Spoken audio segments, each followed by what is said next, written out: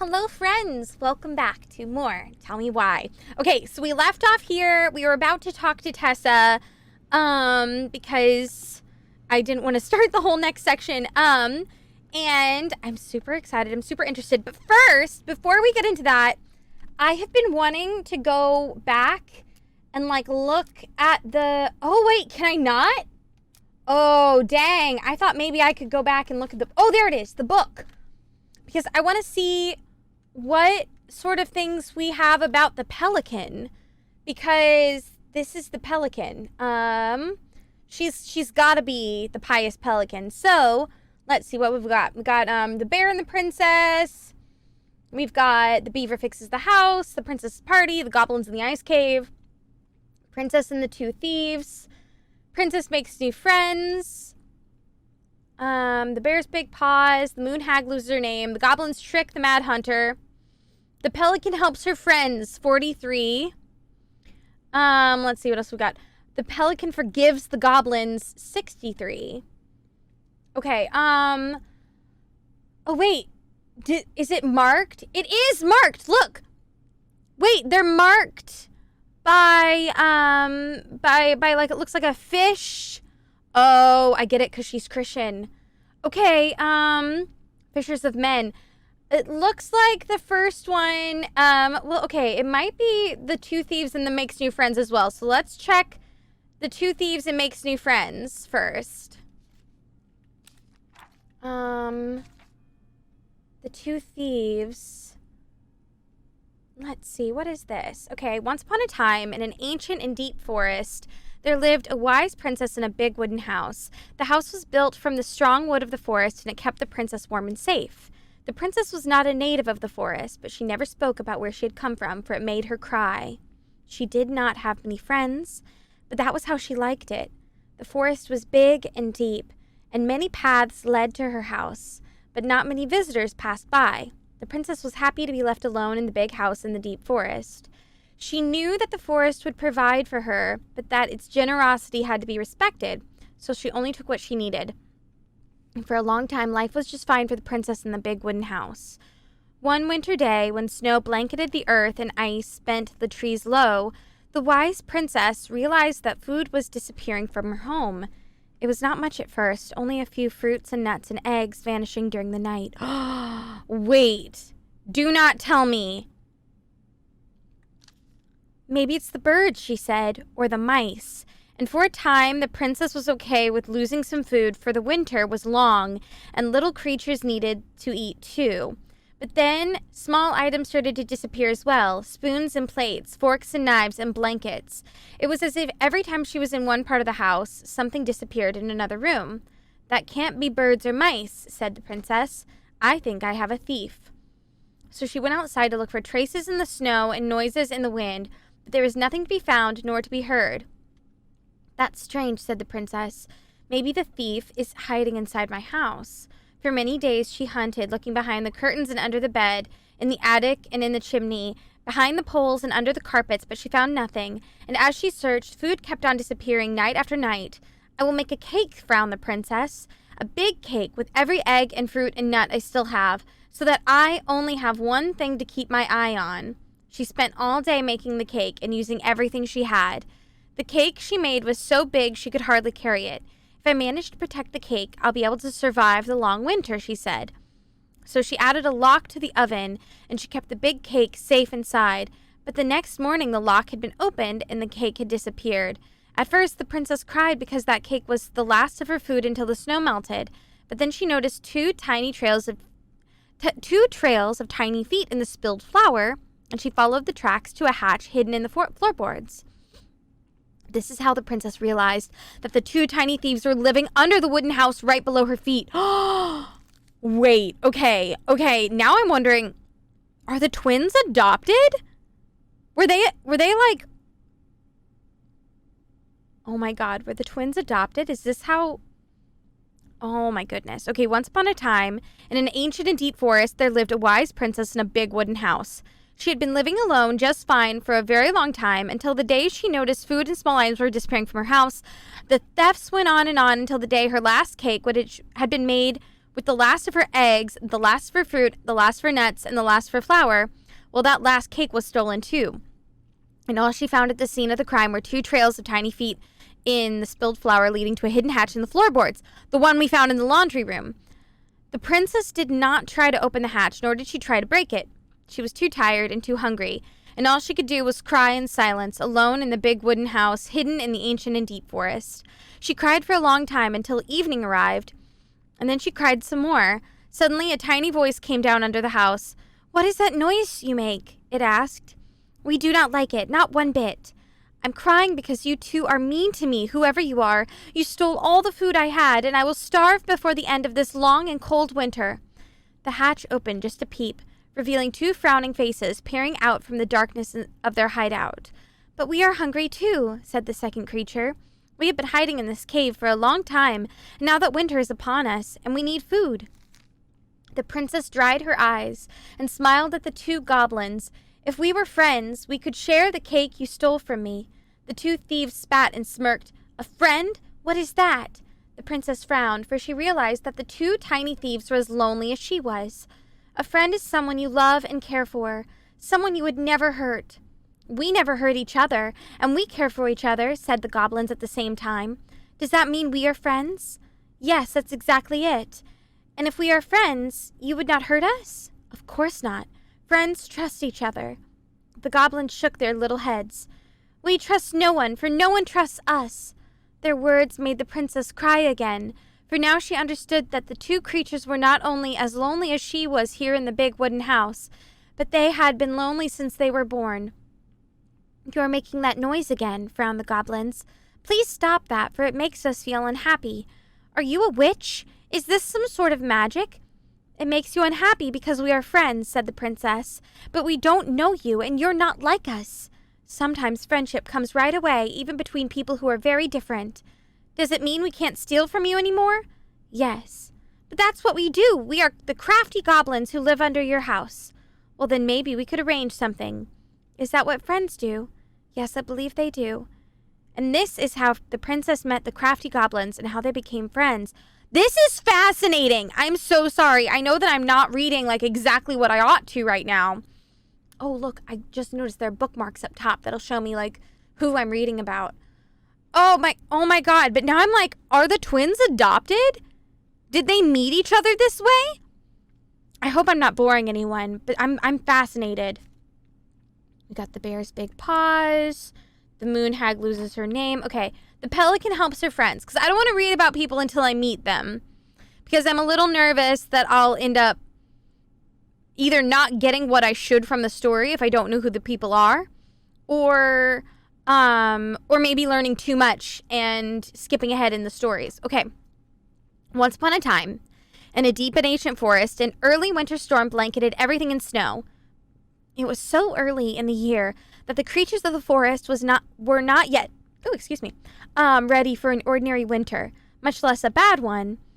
And everyone agreed the storm was a sign the Ice King had plans for a long, cold winter.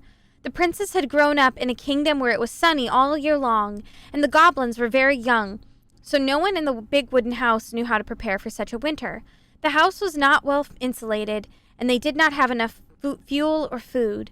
Only the pious Pelican noticed their plight, and when it came time to fly south with the other birds, her heart was heavy with sadness. "What can I do?" she thought.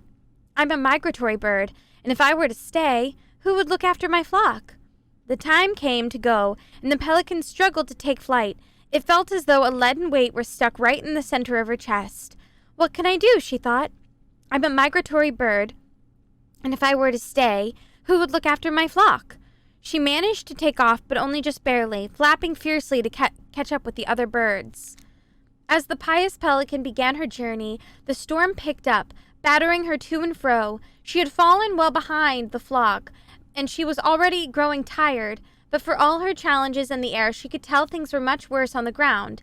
A deep freeze had settled over the forest. The leaden weight in her chest grew heavier as she thought of the princess and the goblins. "What can I do?" she thought.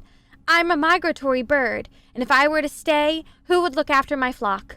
The storm intensified, and the Pelican was in a total whiteout. She knew she should have despaired, but all she could feel was the weight, which had grown and grown until she thought she might drop out of the sky. She had felt called to help the princess and the goblins, but she had ignored it. I should have stayed, she thought. It was the right thing to do, and now I'm lost, with no way to make it right. Suddenly, she was plucked up from the sky and deposited in the hall of the Ice King. Pelican, he said, you were flying circles around my mountain. I was lost, she said, weighted down by the weight of guilt in my heart. The Ice King stared at her sagely. Is it guilt or is it something else? Open your beak. He reached down inside of her, pulling out a glowing stone. The pious Pelican was surprised at how it filled her with warmth, chasing away the cold and her doubt. You know what you must do, said the Ice King. The pious Pelican flew straight to the big wooden house. Snow had already blown in through its many cracks, and ice crept across the floorboards. She found the princess and the goblins huddled in front of the quiet hearth, nearly frozen solid. No, she cried, and then she placed the stone in the princess's lap. The warmth of it spread through the whole of the house, melting all that had frozen. The princess threw her arms around the pelican's chest, and the goblins clung to her legs. Thank you, they cried. You're welcome, said the pelican, smiling in deep satisfaction. What is that? Asked the princess, staring at the wonderful stone. At first, said the pelican, I thought it was my guilt. But when the Ice King pulled it out of me, I realized it was something much more powerful. Just then, the storm broke and the skies cleared. The pelican filled the big wooden house's larder with food from her beak, and then she took to the skies, lightened by the knowledge that through her charity, everyone in the big wooden house would be warm and fed until spring. And that is the story of how the pious pelican saved the wise princess and the crafty goblins from the long winter. Okay. Her lending them money and taking care of them. The pelican forgives the goblins. Oh, look! Look! Something got covered up there! Interesting. Okay. Once upon a time, in a deep and ancient forest, there lived a pair of crafty goblins in a cave below a big wooden house. They lived with a wise princess who shared as much food with them as she was able, but it was never quite enough. This left the goblins hungry. Very hungry. Always hungry. And now something is covering up something else. One day, as they were out foraging for food, the pious pelican landed on a rock and dumped a smorgasbord from her beak, which the goblins knew was magic and never emptied. Let's see. There were king crabs in red, blue, gold, and scarlet, veiny blue shrimp, pink-shelled scallops, oblong brown clams, purple spiny urchins, and even one prickly red sea cucumber. The food just kept coming. They watched as the pelican ate one clam and then took a nap. Do you think she would mind if we took just a little? Said one goblin to the other. Her beak never empties. She won't possibly miss a couple of crabs, said the second, licking her lips. They were agreed. So they crept over, filched some crabs, and ran. Okay. Oh, look, there's more. Oh, okay. There's more, like, covered. Okay. The goblins scarfed the crabs, but when they finished, they found that they were still hungry. She won't miss a handful of shrimp, said one goblin to the other. The goblins scarfed the shrimp, but when they finished, they found they were still hungry. Maybe also a few scallops, said one goblin to the other. The goblins scarfed the scallops, but when they were finished, they found they were still hungry. They went back for clams, then urchins, and finally, even the sea cucumber. Finally, they were not hungry, but there was also nothing left. Just then, the pelican woke up. What happened to my food? She asked. Unable to lie about it, the goblins confessed their crime.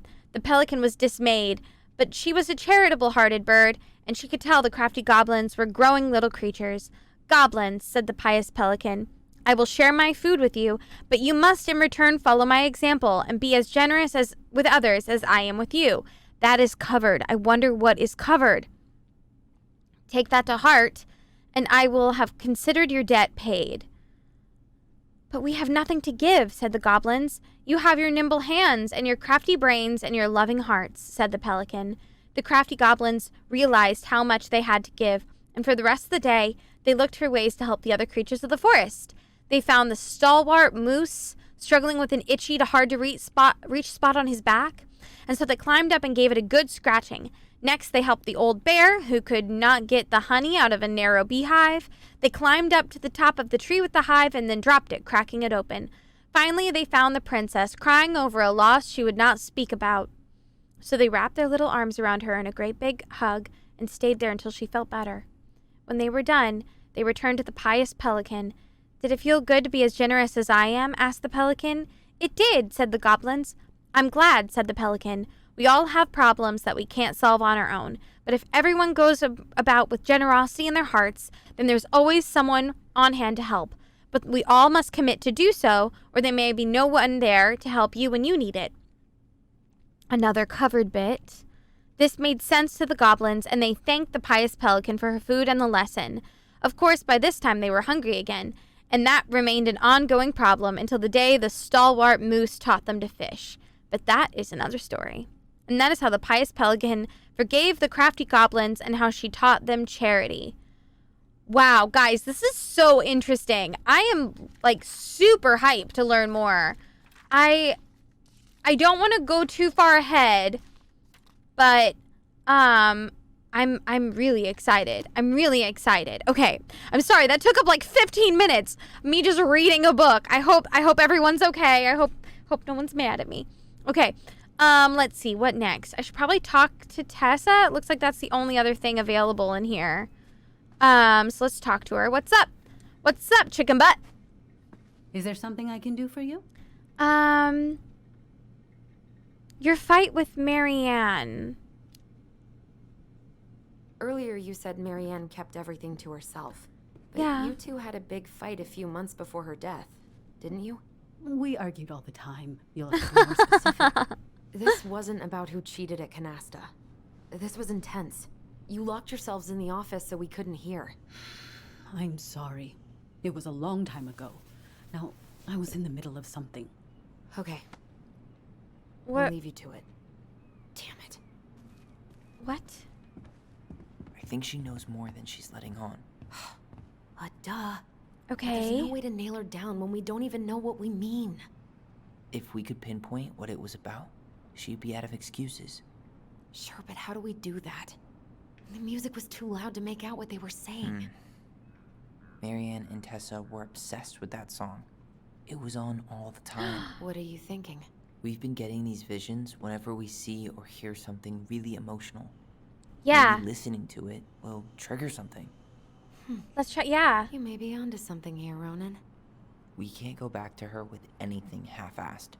We should go talk to Tom. Make sure we build as strong of a case as possible. Okay. Okay. Let's see if we can figure out what song it was. Okay. But first, I'm mad. I wonder whether I picked the wrong thing here. Is there something I can do for you? What are you up to? So what are you doing there? Oh, just inventory. Guess I'm lucky I had the day off, huh? Yes, what a lucky coincidence. Just shopping? No, just picking up some things for the house. Oh, okay. Does your brother need any, shaving products? We've got some on sale. I think he's got everything. Aw. But, thanks. That's nice of Good, her to say good. that. Like, Well, you let me know if we're running low on anything you need. never mind. No, never mind. Okay. So, I just want to make sure I used all the options in there. Talk to Tyler. We should go talk to Tom, right? See Yeah. if he remembers the song. Let's do it. Let's do it. Is that new?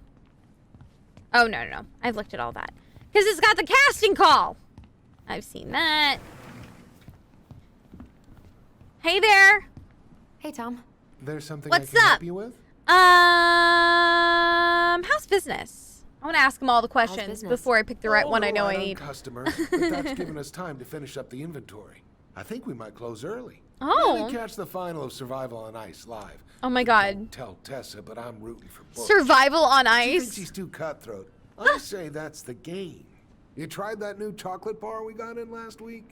Oh, no, not yet. I didn't think I'd like it. Habanero and chocolate. But it's Ooh. not bad. That sounds delicious, What do we honestly. think up next, huh? Let's see. How's the campaign going? What's next on the campaign trail? A rally down at the harbor. Heck the yes. fishermen are getting pretty fed up with business as usual. Aw. I've got some ideas about how to keep the fish populations up, but also put food on the table. Well, heck Grab yes. some flyers. Help spread the word. Remember that one song? This might be a weird question, but do you remember the song that Tessa and Marianne used to love? They played it all the time. How could I forget? I think she's still got the CD back here. Oh my gosh. Worse for the wear, of course. Hold on. Oh my god, I'm really excited. Huh, I hope I here don't it get in is. trouble with YouTube I for was the song happy playing. when it got put away, to be honest. A bit cheesy for my tastes.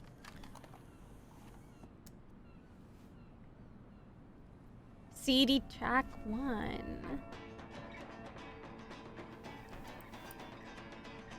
I like it.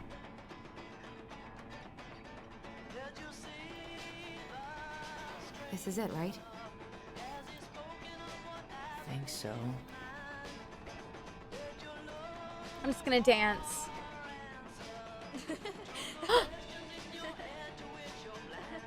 Oh, we got some memories going on. Whoa. I just got hit with a flood of memories. You seeing what I'm seeing? Yeah. Okay. Should we check this one out? Let's see. Whoa, when I do this, it totally gets louder and like changes.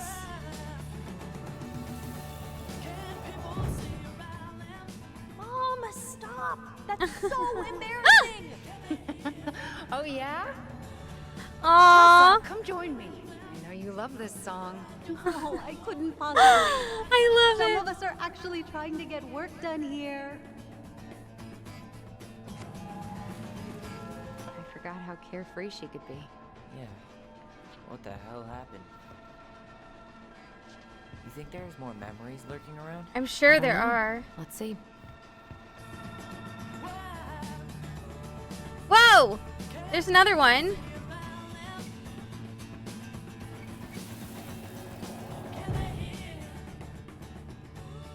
The kids keep pestering me for these candies. They're so expensive. Don't just grab a bag. It's fine. Oh, no. I can't, Tessa. It's nothing. Okay. Write Aww. it down in your little notebook. Okay, okay. Whatever you want. Oh wow, so Marianne was the one who told her to put it in the book. And I'll be by on Wednesday to help you close, like I promised. Just acted like she was Marianne's mom sometimes. I think you mean Tessa was self-righteous and treated Marianne like a charity case. She was trying to help. We should go find that notebook. Wow. Pretty sure I saw one marked 2004 in the office closet earlier. Okay. Let's head over. I love this song. Oh, there's another memory somewhere.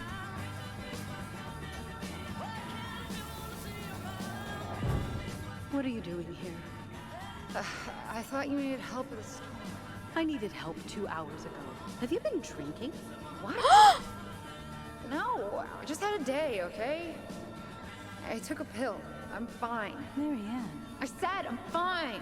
Kids, come on, let's go. Wait, please. I have something for you. Take a look at this when you get home, okay? They can handle this confusion. I've been working with these people for years. They can help. What do you think that pamphlet was Tessa gave to Marianne? Probably the I pamphlet. saw it in Marianne's room. It had a creepy vibe, but I didn't think much I about it. I think I was right. Like, maybe conversion therapy bad. I think I was right. I'm sorry. Whoa. I think I was right. This is true. I want to know how Marianne felt about it. Yeah. And we need to hit Tessa with some hard proof.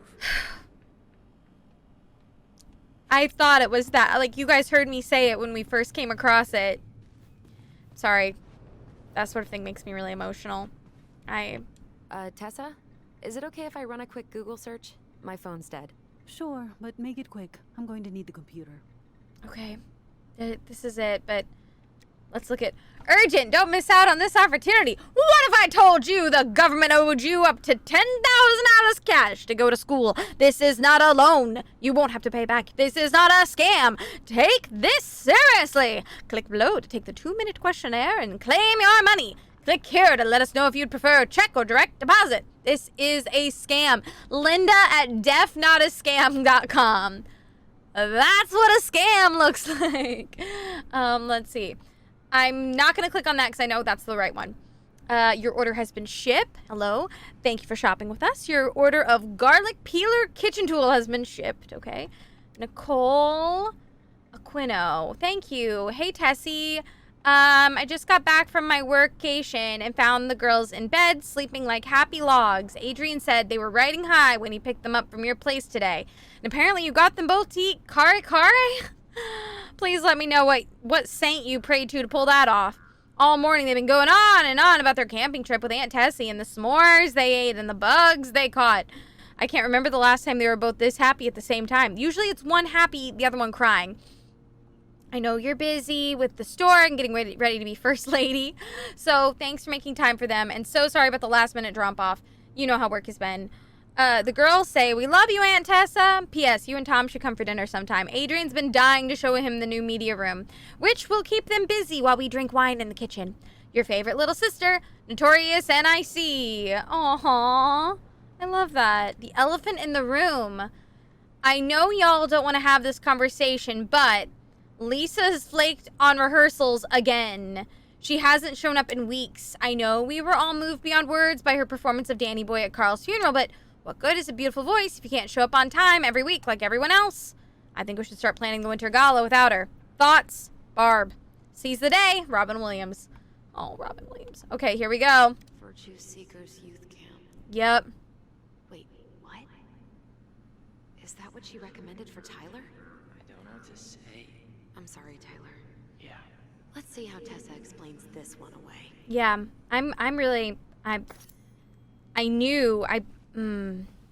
Okay. And I have to look at, Can I help you, Allison? Oh, no thanks. I'm good. I'm just looking for something that I forgot. was it this one? The thing I examined last time? 2004. Anything interesting? Let's see. Elijah, June $24 for meal at the restaurant paid off. September $11 doll for the kid. Okay.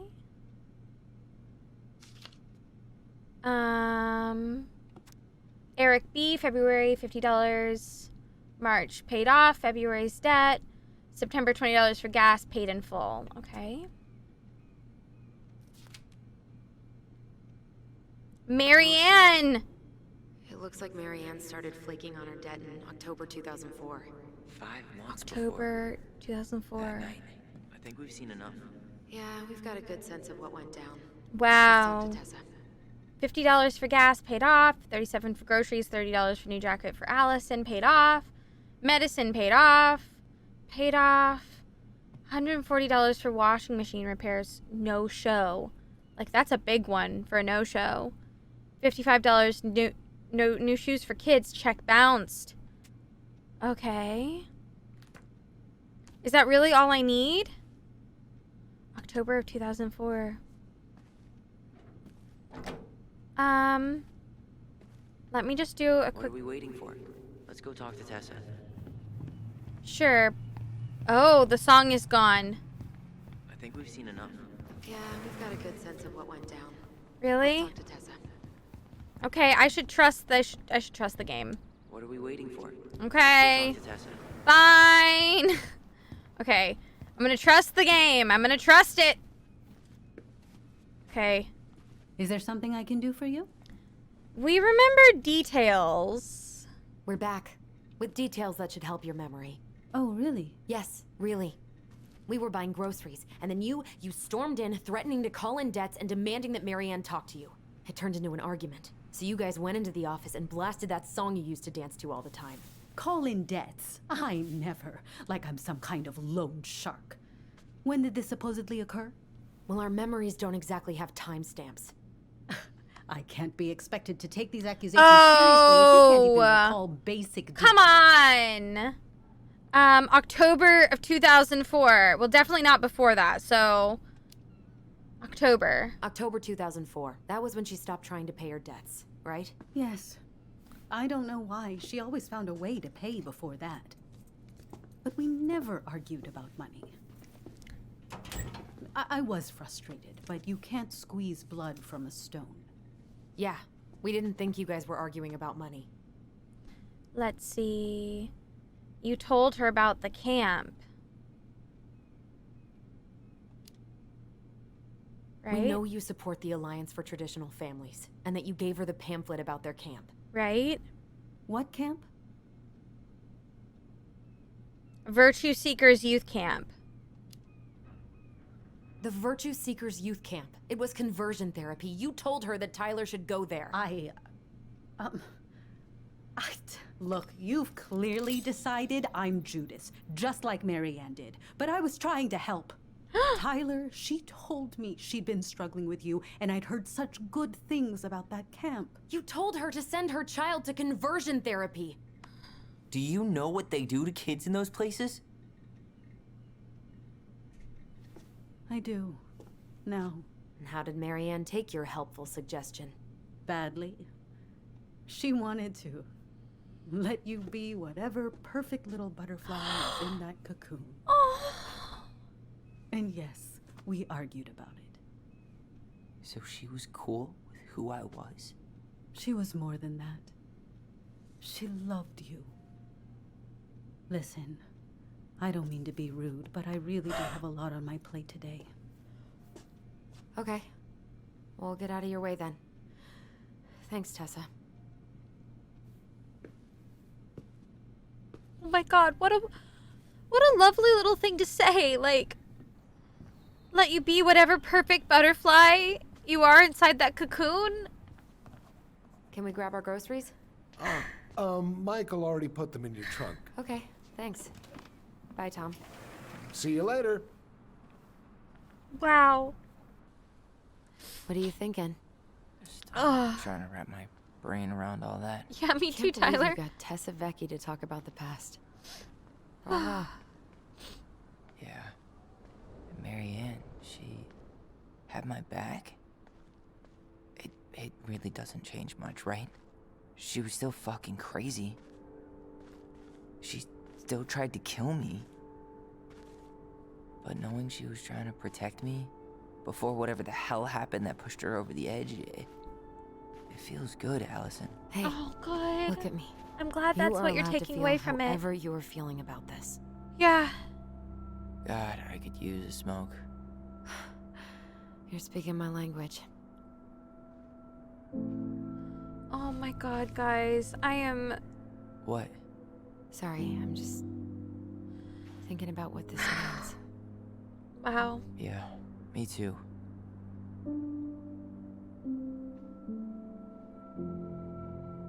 Oh my Well, goodness. it's a good thing Eddie's expecting us. He knew Marianne pretty well, and he was in charge of her case. Did he ever mention anything about the investigation to you? No, I never asked. And I'm sure he thought I was better off not knowing. Guess that might have made for some awkward dinner conversation. Yeah, I bet it would. Exactly. But I mean, he's a good cop. Thorough. I'm sure he's got something. Let's go. Oh my goodness. Oh my goodness. All right, I have a feeling this is going to be a good spot for us to finish for today. I am having such a great time with this game. That legitimately made me cry, like, pretty hard just now. Oh my god. Oh man. I'm so excited to see what happens next. Thank you guys all so much for joining me, and I can't wait to see you all next time. Bye! Tell me why ain't nothing but a heartache. Tell me why ain't nothing but a mistake. Tell me why I never wanna hear you say I